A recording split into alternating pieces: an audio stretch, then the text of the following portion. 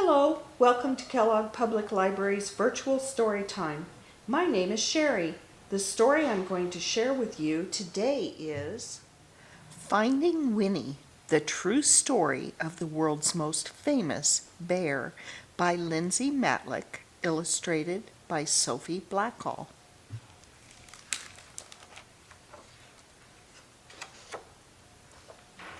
Could you tell me a story? Asked Cole. It's awfully late. It was long past dark and time to be asleep. What kind of story? You know, a true story, one about a bear. We cuddled up close. I'll do my best, I said. A very long time ago, about 100 years before you were born, there was a veterinarian who lived in Winnipeg. His name was Harry Colburn. A vegetarian? Asked Cole. Bear doesn't like vegetables. A veterinarian. It means an animal doctor. I know that, Cole said. That's what I'm going to maybe be when I'm big. If a horse had the hiccups or a cow had a cough, Harry knew how to make them feel just right.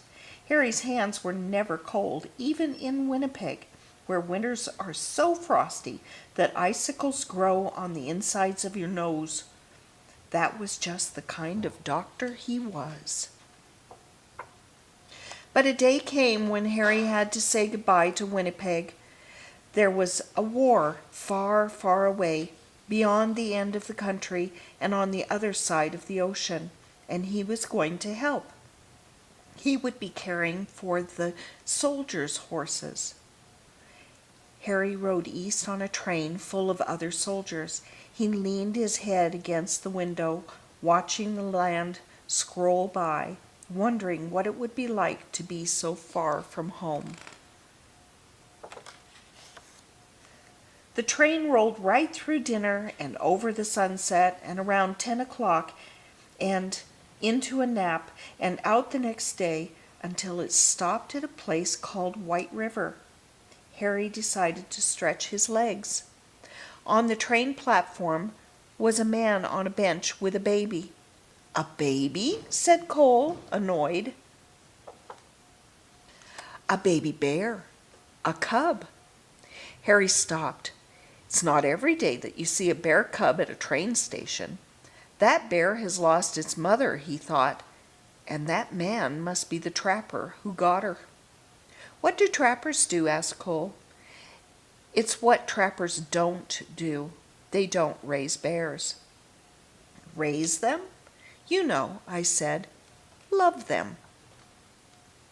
Harry thought for a long time, then he said to himself, there is something special about that bear.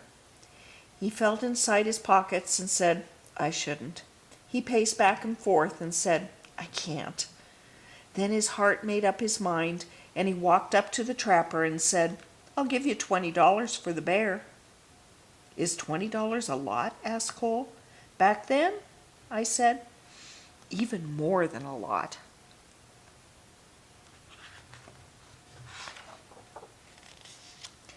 Captain Colburn, said the colonel on the train, as the little bear sniffed at his knees. We are on a journey of thousands of miles, heading into the thick of battle, and you propose to bring this most dangerous creature.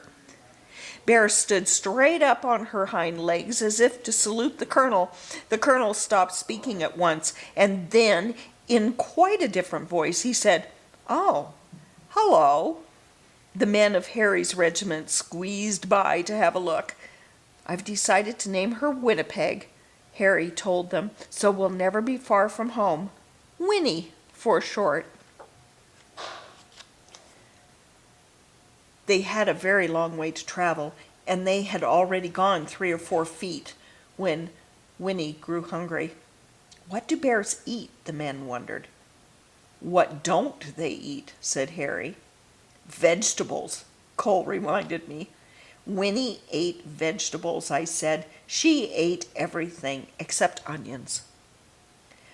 They brought her carrots and potatoes and apples and tomatoes and eggs and beans and bread and a tin of fish and some slop in a dish, but Winnie was still hungry. "How about dessert?" said Harry, holding up a bottle of condensed milk.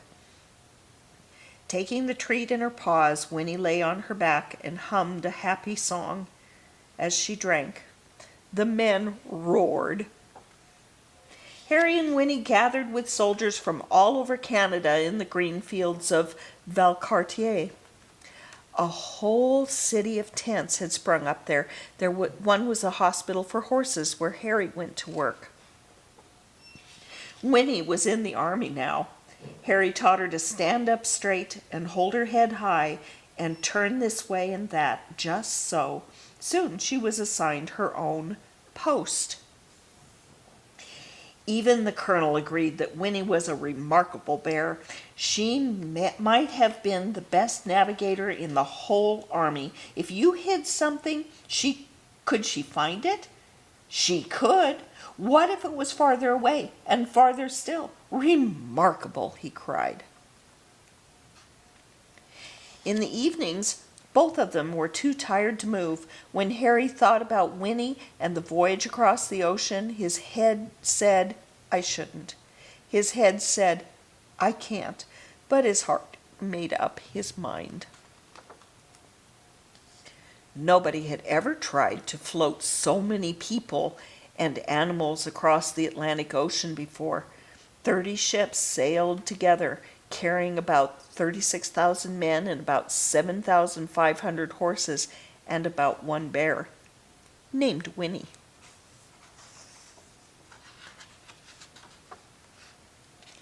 When they finally arrived in England, the regiment went to training on the Salisbury Plain, where it rained and rained and rained, but Winnie didn't seem to mind. She was the mascot of the 2nd Canadian Infantry Brigade, and she attended her post with vigor.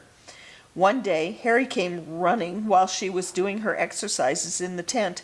"You'll bring the whole place down," he said, with a laugh. She had grown.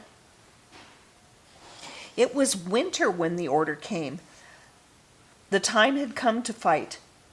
Winnie posed proudly with the men for pictures to send home to their families. Harry thought for a long time. His head argued one way and then the other, but his heart made up his mind. He went to Winnie and said in a serious way, "There's somewhere we need to go." Winnie brushed the mud off her nose and nuzzled in close. Harry drove all the way to the big city. "Here we are," said Harry, "the London Zoo." Harry took a deep breath. "Winnie, this is going to be your home for a while," he said. He tilted her head, or she tilted her head. "We're shipping out to France," he explained. "I have to take care of the horses at the front." She rested her big head against him. "I know you want to come, but it's not safe." Winnie's head bowed. Harry's hands were warm as sunshine, as usual. "There's something you must always remember," Harry said. "It's the most important thing, really. Even if we're apart, I'll always love you. You'll always be my bear." "Is that the end?"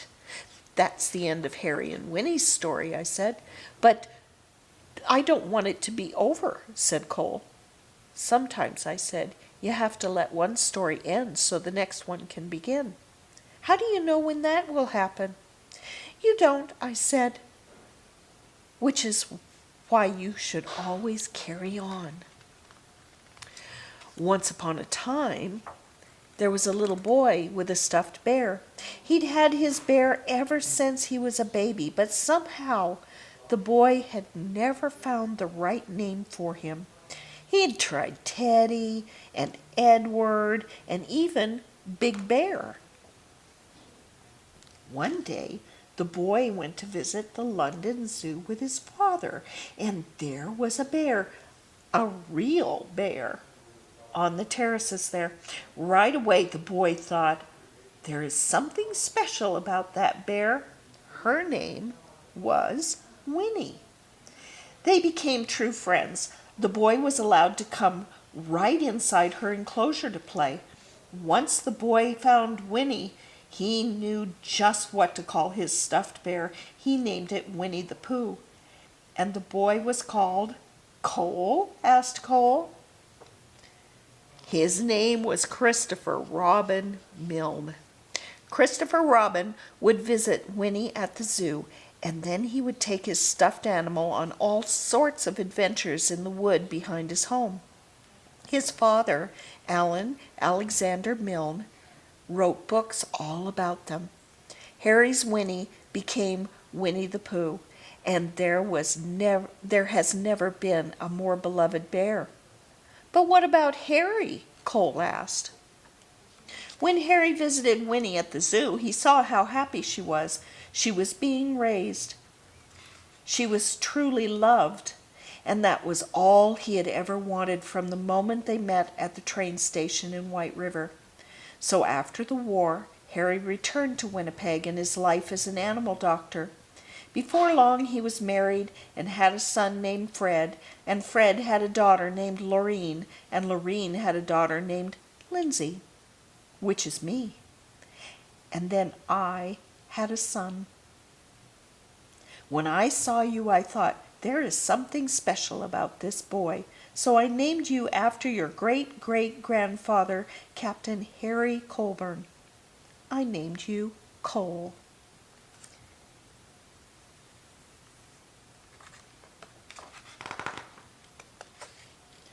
That's me, said Cole in a whisper.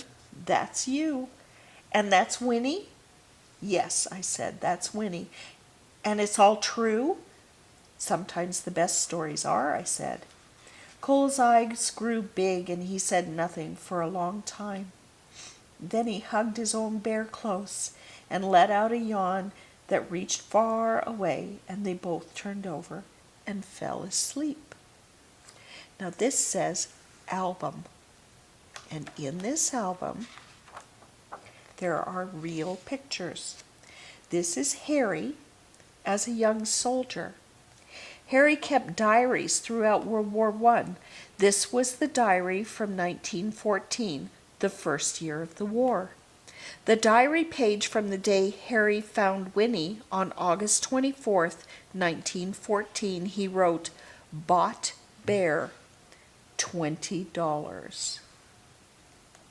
See, on the 24th, right there.